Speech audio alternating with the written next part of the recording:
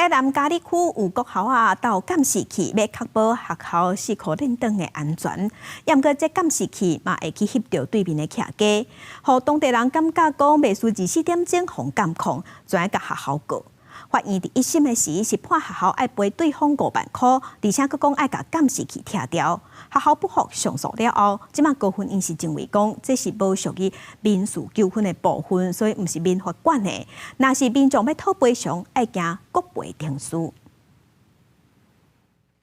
镜头来回扫，随时监看学校内外状况，确保校园安全。台南嘉义区某一个国小为2021年开始，伫南边教室大楼装监视器，不过隔一条巷仔住户林小姐无法度接受。好该说，他们是为了什么周边什么？你唔免针对阮门口啊！伫外口啊，什么隐私？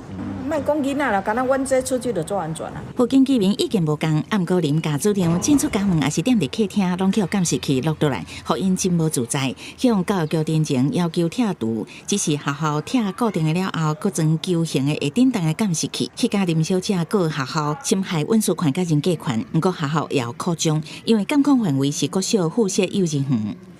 那里面都是没有抵抗能力的小朋友，所以在安全问题上面，学校非常重视。那家长也都是盯着这个地方来看。因去争议监视器目前当地拆除维修，台南地院1审照民法判学校赔偿精神慰抚金5万，搁拆除监视器，学校不服上诉。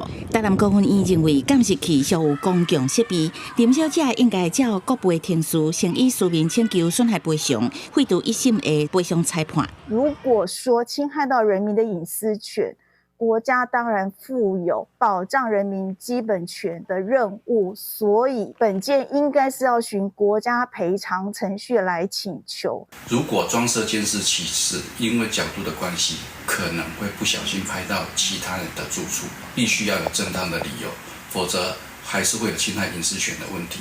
律师说明，民法较适用民众中间的侵权行为，嘛提醒一般的民众装监视器的时阵，同款爱避免直接对准别人的主体，安尼无可能也牵涉妨害秘密罪，互人提告求偿。记者综合报道。